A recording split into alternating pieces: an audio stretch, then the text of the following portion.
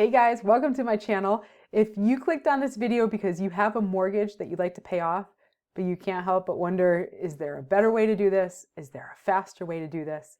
There is, and I'm going to share that with you today, so I'm glad you're here.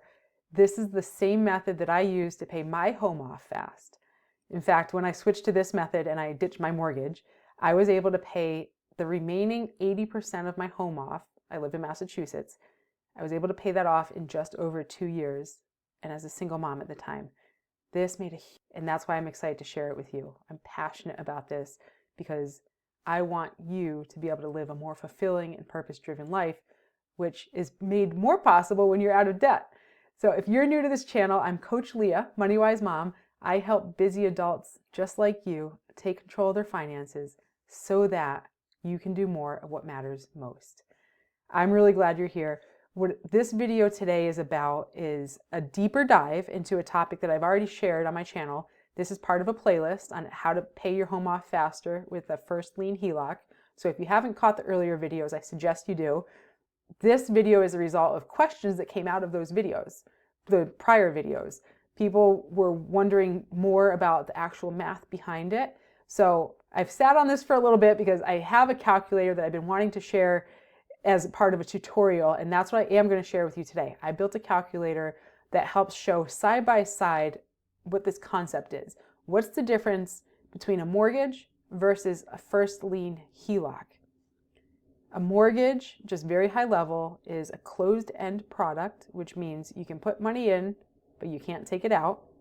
And the calculation is amortized, and that just means all the expense, your interest and your principal, the amount you're borrowing, is calculated ahead of time and divided into equal monthly payments over the length of your loan.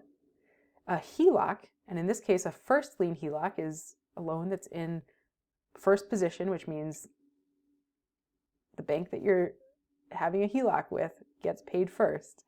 It's an open-ended, simple interest product. That means money can go in and out freely for a certain period of time.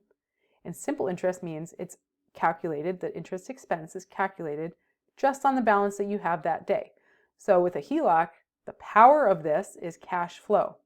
We're going to bust some myths today. Some of the myths and the I would say objections that I've heard towards this concept, because not having numbers makes it hard to comprehend, is one, you can only pay your home off faster with a mortgage. That's the best way. We're going to bust that myth. Number two, that you can't beat a mortgage if it's a lower rate with a higher rate HELOC. Yes, you can. And number three, if I just paid extra into my mortgage, I'm going to get the same results if I paid extra into my HELOC. Also not true. These are not blanket statements. It will depend on your particular numbers and your personal cash flow.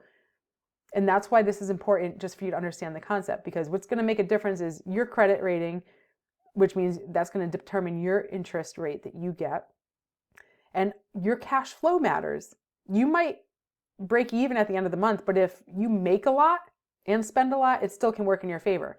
If you make a little, it doesn't work as much in your favor. We're going to talk about that today. This isn't for somebody who's making lower income and just scraping by, unless you have a lot of excess to leave behind towards your extra payments. We're going to talk about all that. And this is the power, again, of cash flow. How are you using your idle cash to help you reduce your interest expense? That idle cash is money that will be used but isn't being used right now. Excess cash is cash that you can truly let go of and pay that balance off. This is why you're doing this, is to get rid of the debt, not to stay in it. So this is why I will always say, do not do this if you are not disciplined with your money. Spend the time building the discipline. This is for people who can live on a budget, live on a plan, and have excess at the end of the month to pay a balance off. If you're struggling in credit card debt, this is a dangerous thing, because this is like a giant first lien position HELOC, even a second position. They're like giant credit cards, but your house is the collateral. So if you're not good with credit cards, you're likely not going to be good with this. So pause on that plan. Don't look for the get rich quick or get out of debt quick. It's not a scheme, but there is no get rich quick. There is no get out of debt quick. It's discipline. This is what worked for me, and I had the discipline. When I got extra income, I put it towards the house. I didn't put it towards increasing my cost of living. So that's my caveat. I'm not a financial advisor. I'm a real person who did this in real life, and it worked for me. So I want to share that with you because you might not know about this. So what we're going to do today, we're going to jump in. My calculator is going to go over these 4 things. What are you signing up for? How much is it really going to cost you, a mortgage versus a HELOC? What if you paid extra payments? What if you have extra and paid that towards a mortgage versus a HELOC? What's the difference? Is it the same? Is it better? Is it worse? And that's number 4. Which one's better? What's the better deal? So we're going to use the same example that I used in a previous video, $250,000 loan, 7% interest, and we're going to play this out. Let's see how this works out. We're also starting off basing your income on an $80,000 gross salary, $80,000 before taxes and deductions and everything else. I'm going to explain all this. You have to at least appreciate some numbers for this video. These are the details versus the theory. So if you're looking for the details and you've reached out to me asking for the details, this is definitely your video. I'm going to get out of the way here and let's take a look. So like I said, I built this calculator. This is my attempt because I love numbers. I'm pretty good in Excel, and I realized I was struggling to explain this and show it with real numbers, and I'm a visual person. So if you are too, you're going to love this, I hope. And I'm going to walk you through the logic. I want you to know that you can trust the math behind this, not just take my word for it. We're going to go over what the content is that I'm going to be covering in this calculator, why it's important for you to know that you can trust these numbers, and then we're going to go through the examples.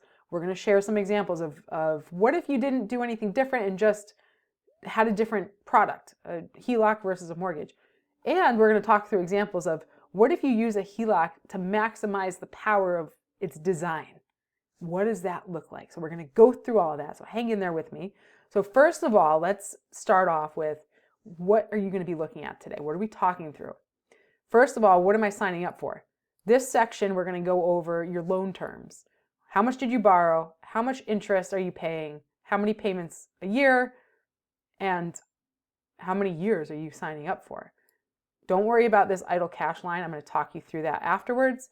The next section we're going to talk about is what does it actually cost you? This is the math. We're going to take these numbers and turn it into, these are pre-filled out. I'm going to walk you through these numbers, but using an example that I used previously so you can just piggyback and extend your knowledge into this video from the last one. I'll link that video at the end of this one if you want to catch it. But this is going to show what's your total cost over the life of your loan. Newsflash, it's way more than you think. It's so surprising when even if you have a 3% mortgage, it's so surprising that you'll almost pay double for that house, at times more. So in this example, we're showing here that a mortgage, I'm going to explain a little bit more about this section momentarily, but you're paying in total, if you have these terms up here, $250,000 at 7%, you're paying $598, almost $600,000 for a $250,000 home. That's your starting point. So you've not only paid, you're pretty much paying for it twice, actually. You paid for the you paid more than that. You're paying $250,000 twice and another almost $100,000. You're paying more in interest than you are for the house. That's really important to understand. This is what amortization is. It's not a scam. It's how the math works. With a HELOC, I'm going to explain the numbers behind this momentarily.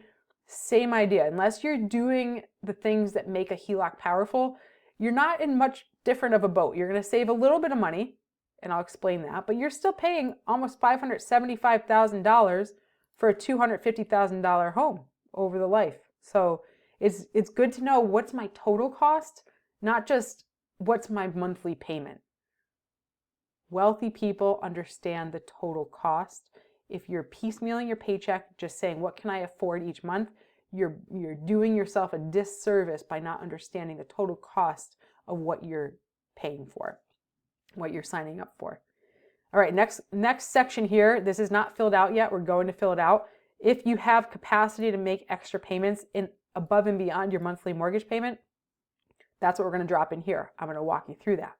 And last but not least, what's the better deal? That's the big question, right? What's in it for me? What is the outcome? And this summary is going to tell us how many, this is the first example. We're going to do some iterations of this, but as we do this, you're going to know how many total payments will I make, how many years will it take me to pay this off, how much is it costing me for the original financed amount, plus interest, and ultimately, what's the difference? Depending on which one is lower, that is the winner. So in this example, $250,000 at 7%, using a mortgage versus a HELOC, doing nothing different. The only thing different is you're still paying the same amount as though you had a mortgage in both cases, the same monthly expense. The only thing different about the HELOC method is that you are temporarily parking your income there because you can put money in and take it back out. You're parking your income there until the bills are due. And ideally, you're paying your bills as late as possible in the month so that your income stays in longer and your expenses come out later. That is one of the key benefits of a HELOC is you can park money there until you need it. And while it's parked there, that money is lowering your interest expense. So here's a perfect example. If you did nothing differently, just paying your mortgage, just putting your income in the HELOC, just paying the same monthly amount, you would come out better with the HELOC by almost $24,000. This is not $24,000 extra you have to find in your cash flow. But here you can see, I want to highlight, you're not really speeding it up a lot. You've saved a little over a year. You've saved 15 payments. That's your 1.3 years, 12 years and 1 year and 3 months. It's okay, sure. Is it worth all the work you have to do? You have to decide, because there is some manual work in babysitting this. I'll cover that in another video. But conceptually, I want you to understand, math alone, a HELOC is advantageous when your rates are similar. Okay, what I want to do next is pause and just explain a little bit about this section here. How much will it really cost me? How can you trust the numbers that I'm sharing with you here? What's the monthly payment amount? Where did I get that from? Where did I get the total cost of the loan? So let's just explain this section here. Let me explain this to you, the mortgage calculations. This is based on a mathematical equation of how amortization schedules work, how amortization is calculated. And I have the math already built into this workbook. This is part of the calculator that I built, is I have that underneath all the math working behind the scenes. So when I punched in the $250,000 at 7%, 30 years, 12 payments a year, that calculates the payment for me. And the total interest is just based on that monthly amount being applied. Some goes to principal, some goes to interest. Early on, as you'll see, more and most of it goes to interest. Eventually, when you get further down the line, the scales tip and more is going towards principal versus interest, right about here at 242 months in, 242 payments in. When you scroll all the way to the bottom, you'll see that the ending balance is finally zero on that $250,000 that you borrowed, and the amount it cost you in interest is $348,772.25. $348,772.25. That's where that number comes from. How do you know that that's even right? I didn't just make that up. Let's just jump onto a calculator I found online. If you type in simple mortgage calculator, you'll get a bunch of results. I clicked on one of the top results, and it was one of the top results that came up in my search. It's an illinois.gov simple dashboard. So I punched in 250,000, 7%, 30 years. There's that 166326. So let's go back. That's that number here, 166326. Now let's jump over to the HELOC. Where did this number come from? I'm assuming, because I want to assume for this example, that you can still afford the same 166326 that you were paying for your mortgage. If you replace it with a HELOC, you're not going to go spend that money. Even though technically speaking, HELOCs don't make you pay principal up front. Usually HELOCs are draw schedule of about 10 years, meaning you can take money in and out for 10 years. And at the end of that 10 years, whatever the balance is left, it also goes into an amortization schedule. The goal of a HELOC is not to hang on to it. It's to use it to defeat your mortgage and to pay your home off faster and less expensively too. So we're assuming the same amount you were paying before is the same amount you're paying now. The only difference in one of the benefits of a HELOC being open-ended is money can go in and come out. So what the difference is, why you're using a HELOC is when your income comes in, you can park it in the HELOC until you have to pay your bills. And one of the things that got me disqualified from the Dave Ramsey debt-free scream is I used credit cards to defer my expenses as late as possible in the month. Instead of letting them come in and out all throughout the month, I wanted my income to stay there as long as possible. I wanted my expenses to be paid as late as possible. So a credit card, whether you like it or not, gives you more flexibility than when you're paying your bills based on when they're due in the month. You can do a lot of work to push those bill dates out, but ultimately the way you have the most control over your billing date is with a credit card, because some expenses don't allow you to move the date, but credit cards do. So you just get an extra layer of control. This requires discipline. Like I said, a credit card is a dangerous thing. It's a tool. It's not good or bad. It's how you use it that hurts you or helps you. Just like money, it's not a living thing. It's not good or bad. It is how you use it. So we're assuming that you are continuing with that payment. And where does this number come from? It's assuming that you are putting all your income in when it comes in. We're assuming you get paid twice a month. That's what I'm assuming in this calculation. When you get paid faster, it changes the math a little bit. If you get paid weekly versus bi-weekly versus twice a month. So this example is assuming twice a month, the 1st and the 15th, you get paid. And it's assuming that your expenses get paid at the very end of the month, the last day of the month. How do you know that I did my math right? You don't have to just take my word for it. I have math also behind the scenes doing the work for me. I built this calculator. I'm not going to go through the details, but I built in those assumptions with the math. Because we have ChatGPT, I said, all right, here are my assumptions. I'm borrowing $250,000, 7%. I'll tell you what my income assumptions were in a second. I have this much income, assume that this is going into my bank account on the 1st and the 15th, being placed against the HELOC on the 1st and the 15th, and my expenses are X. I'm going to show you that in a second. Do the math for me. So what's the math? We're assuming an $80,000 income, because that's about the average household income, $80,000. We're assuming the deductions and taxes add up to about 30%, 20 to 25% for taxes, 5 to 10% for other deductions. I'm just doing it to show you conceptually. So what you have left at the end of the month, or each month, I should say, for take-home pay after taxes and deductions is about $4,667. So what I did is I told ChatGPT, I've already built these assumptions into my calculations. I said, assume that this much is going to the mortgage, because that's how much we were paying before, and assume I'm spending everything else. And so that I have no extra cash at the end of the month. So that means you're not paying extra into your mortgage yet, or your HELOC. I'm skipping this section for a second, the goal. We're going to play around with that in a minute, but that's the math behind this. So what I did is I went into ChatGPT. I'm fact checking myself. I have a link to the query if I ever need to prove this. And I said those things. I said, I'm making $80,000. My net take home pay is $4,667 a month. Tell me what it would cost me to pay this balance off, to pay $250,000 off. And that's over here. What it would cost me using that example that I'm showing right here, according to ChatGPT, is $325,986. Let's see where we are. $325,986. It's cut off there. $325,986. I'm not going to go through all the ChatGPT chat, but that's what it said. Total interest paid. What did I come up with? $324,869. What's the difference? $1,116 over the life of almost 30 years. That is very immaterial. You can assume that some of that is math. So ChatGPT is saying you'll pay it off in 28.7 months. I'm saying you'll pay it off in 28.8 months. It all depends on how much is being rounded in over 30 years. Easily, that's the number you can come up with for a variance or an error.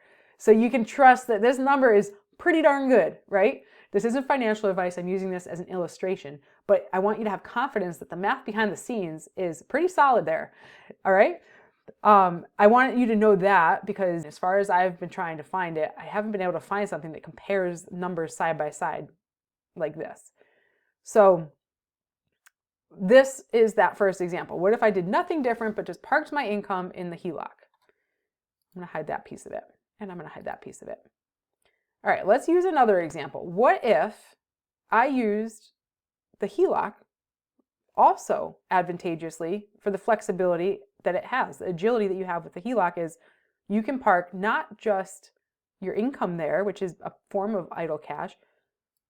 You can also park, I'm not putting the idle cash of the income in here. This line is for what is just sitting parked somewhere else, in a savings account, somewhere that it's not being used and it's not earning a whole lot of interest. And I can use that to defeat a 7% interest rate every month to reduce my expense. As much money as I can park in there, I can reduce it by 7% a year. And the number is split by 12 for the monthly amount. What if you have your emergency fund just sitting in a savings account? That would be powerful to help reduce your income. What's my cost of living? My take-home cost of living is just under $5,000. So what if we said 3 to 6 months? Let's just round the 667 up to 5,000. So 5,000 times 6 months. If this is a single income household, you want a longer emergency savings. So 5,000 times 6 is 30,000. What if I parked that 30,000 in here? Because I'm not using my emergency fund every day. It's hanging out there in case of emergency. Okay, what does that do? How does that change the payoff period? Wow, that cuts 9.5 years off, whereas the last example, we cut 1.3 years off. And now we're saving 158,000 over the life of the loan instead of just 24,000. And my total cost compared to a mortgage is 76% versus 139%. We have not gone into what if you pay off extra into both scenarios. We're going to do that in a second. But this goes to show the power of, again, the money's already there. You're assuming that you've already taken the steps to establish a foundation for financial success. Part of that foundation is building an emergency fund. If you don't have excess set aside for an emergency fund, then you're putting yourself at risk. You start off with a $1,000 buffer, build it up to 3 to 6 months. The part where you're ready to pay off your home is when you've done those things. Now you're saying, what can I do to get rid of the next biggest debt I have, the biggest debt that most people will have in their lifetime, although college loans is a tough competitor now. Same concept applies to different debt. We're using it for a home today. You're not doing anything differently. Yes, absolutely. You want to know that the risk that you're taking is if a first lien HELOC gets called, which rarely happens in a crisis, usually the second lien position HELOCs. The default rate on first lien position HELOCs is actually less than mortgages, and mortgage contracts have the same language that they can do the same thing that they can do with a HELOC to your mortgage if you read the fine print. So they can decide if they want to pull your product and say, now you have to pay it off. So yes, while that's in there, that is a risk you're taking. When you look at the statistics, the risk is actually even more favorable than a mortgage. So this is example, like I said, number 2, you're parking your income there, paying your expenses, income early, expenses late, or not late, but expenses at the end. Income as soon as possible, expenses as late as possible while still paying on time. You want to pay those balances off every single month on your credit cards. It is only a tool to float your expenses. Okay, now let's jump to a couple other scenarios. What if you got a raise? What if another person in your household is even working part-time and contributing? What if you can maintain the same cost of living, same rates? The last example, I'll compare different rates, a higher number to a lower number. That one's a little more challenging, so I want to show you that. But what if in this scenario, you keep the discipline? You say, I'm not changing my cost of living. I'm putting all the excess towards debt. So let's take that scenario. Let's assume you've now made $100,000 household income. That's a $20,000 increase. 30% is coming out for taxes and deductions. Now your monthly take-home pay is $5,833. You're not making any changes to your mortgage payment amount. You're still assuming that's the same expense you would pay otherwise. And you're still assuming your cost of living has stayed the same. Here, you had nothing left over. Here, if you get a raise, now you've got almost 1,200 left over. And this stretch goal, I'm going to exclude this, but this, I've set up the calculations that in the scenario of a goal, this is our goal. What is reality? This is your current scenario. That's what this is over here. It's still pretty darn cool when you look at that much savings. However, you're still having to commit to this for 20 plus years. That can be tedious over time, but still maybe you're saying, I don't mind it for the savings that I'll get. I would love to get this number lower. So let's see what we can do to get this number lower. Let's put a scenario out there for a goal. So that's why I'm jumping over to this. Okay, so yes, we want to assume that that is our excess because we're not doing anything different. We didn't have to find the money other than there was a change in income. We didn't have to change our expense lifestyle. This would be if you feel like you want to stretch and give yourself a challenge to reduce your expenses even more and find more money. But for now, I'm going to make that a no.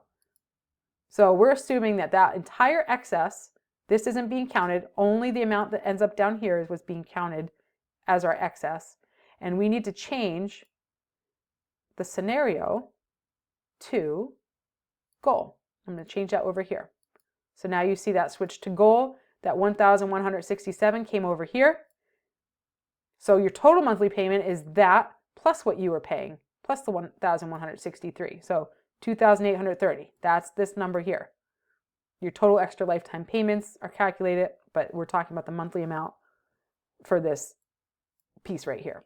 Total monthly you're now paying towards your mortgage or your house is $2,830. Once again, the HELOC is the winner. If you're not saving that much extra, you're still only reducing when you're still paying. This is that scenario where the myth busting comes into play. What if I paid the same amount towards my mortgage extra, and what if I paid the same amount towards my HELOC extra? That's why this number came down, because now you're doing the same thing in both places.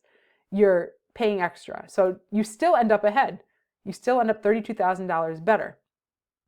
And your lifetime interest is much lower than how you originally started out at 139%. So you're seeing how the power of a HELOC can really benefit you, but it depends on your cash flow. Let's say, okay, what if I did? First of all, I'm just going to be realistic. If you have a mortgage that's $1,663 on a $250,000 mortgage on an $80,000 income, that is 36% of your take-home pay. I know that the cost of living is increasing, and I've heard that that is the average expense that mortgages are as a percentage of your take-home. The old rule of thumb used to be 25%. I don't think that's the case anymore. But you're going to be pretty tight on your everything else at this rate if you have that mortgage expense, because you're also paying property taxes and things like that. So with that said, this is going to be a pretty tight scenario. If you can get your household income to $100,000, it's better. What if we said we think we can hustle? Let's just say this isn't reducing your expenses, because that would be pretty tight to do. But let's say we get a side hustle, doing something for now. Where will that get me? And I'm not going to increase my cost of living. I'm going to put it towards my debt. Okay, now we're talking. Now, when that 2,167 gets added to the 1,663, that number and that number, now I'm paying $3,830 towards my debt in both cases. But once again, yes, your mortgage is paid off way faster, 6.9 years. But your HELOC is paid off even a year faster than that, and $20,000 faster. Now, if I'm saying, do I want to do this process for maybe 6 years to save $20,000? Maybe, if you like the flexibility that having a HELOC offers you. Here's where it starts to get more exciting. If you have, I know the average income is $80,000, but this is especially powerful if you're a higher income earning household. What if this number is $150,000? Nothing else changes except for now your income goes up again. Let's see, that's $15,000. How about we make that $150,000? There you go. Now you're paying your home off in 3 years, and you're saving another $10,000. That's not that bad. What if this is $200,000? Each person's earning $100,000. Now you're saving. Oh, I did it again. $200,000. I can't walk and talk, I guess. Now you're paying your home off in 2 years. Same thing, you're paying your mortgage off faster, but it gives you, having a HELOC at the end of the day, now you get positioned to become a lender as well. When your house is paid off, you can use the equity in your home to become a lender. There's so much power in having a HELOC if you use it responsibly and if you know how to use it. Now let's do the last example that I said I would do today, and this is the biggest myth that I feel like I have to bust, is we're going to put this back to 100,000.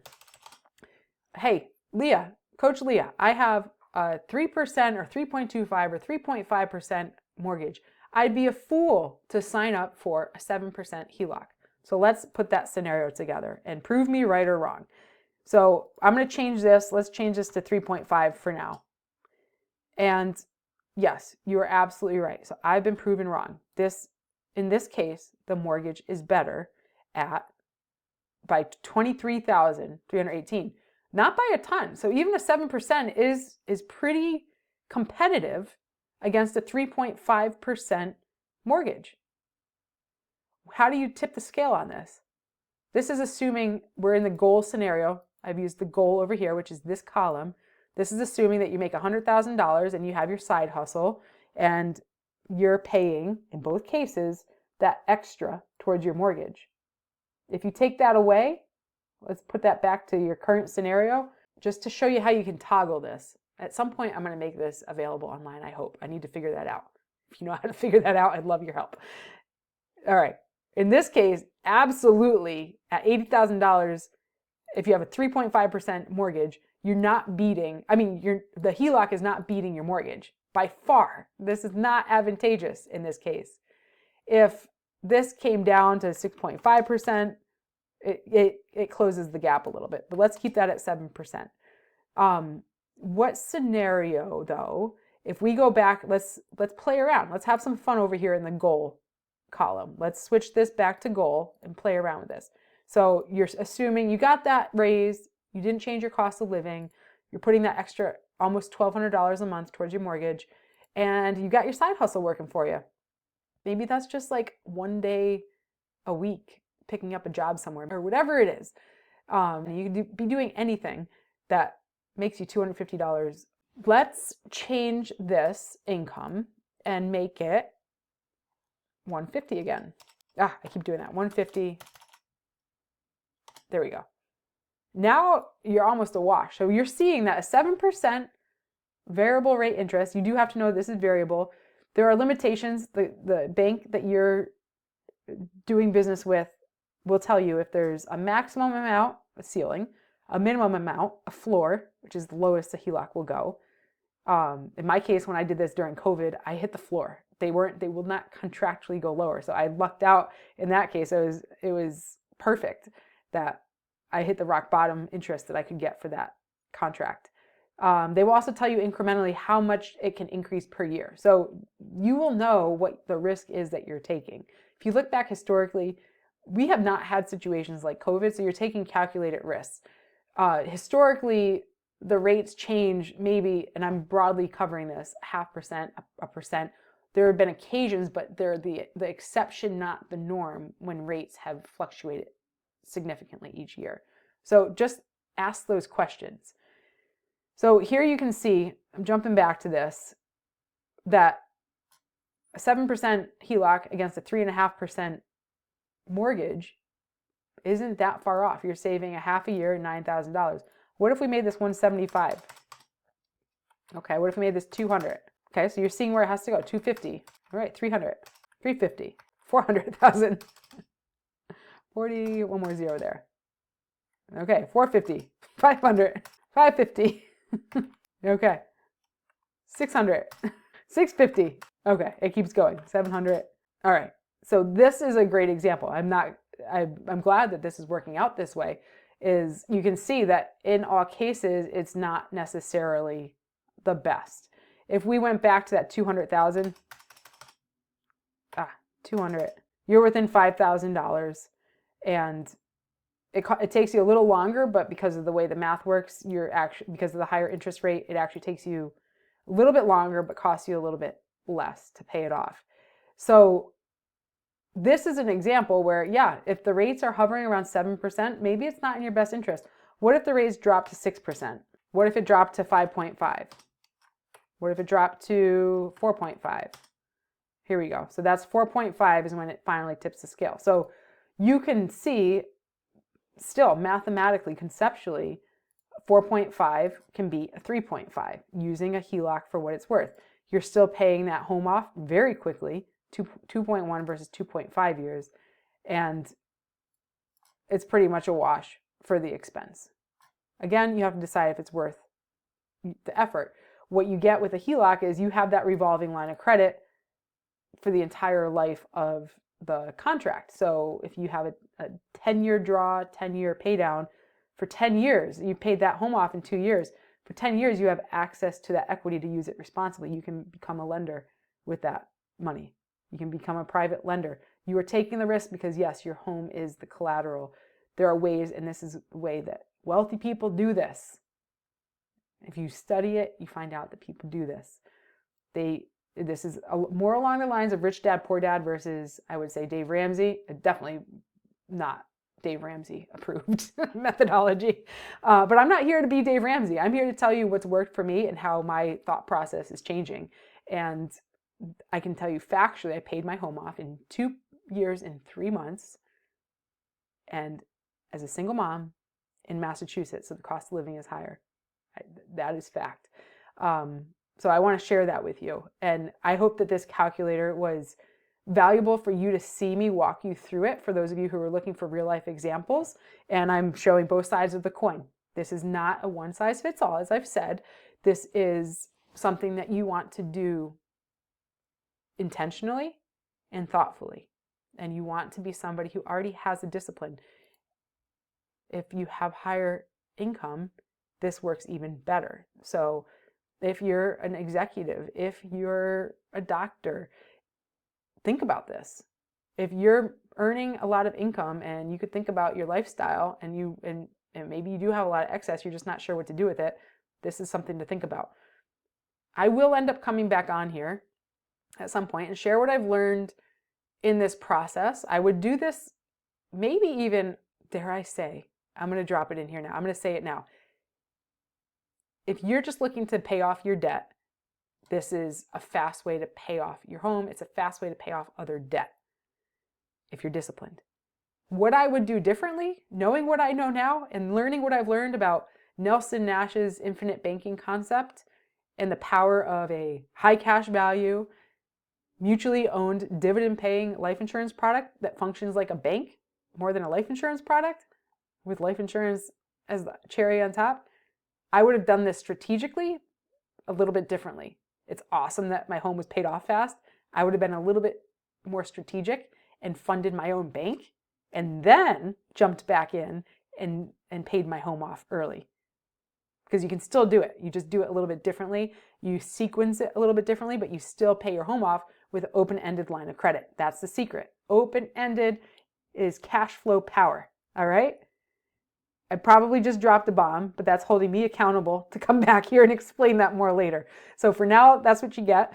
I would love to hear your questions, comments. Please be kind on this channel. If you don't like it, you can absolutely move on, and I'm not offended, but I'm sharing this with the intention of helping people who might not have heard this before and sharing what's worked really well for me. And I want to help you understand this better. So if there are ways that I can dive into this differently or explain it differently, please jump in the comments or email me, Leah, Leah, at moneywisemom.com. You can also jump onto my website, moneywisemom.com. There's a contact me button and you can reach out to me that way as well. I'll get a message and we'll go from there. You can keep that anonymous or you can put it on the channel for the benefit of others. I'm so grateful for the time. Thank you for carving your time out to be here with me. This is a community where we're building each other, helping each other grow. And it's not always easy, but it is always worth it. And you can do this. So get out there and do one thing that will help you take control of your finances. That's all for now, and I will see you next time.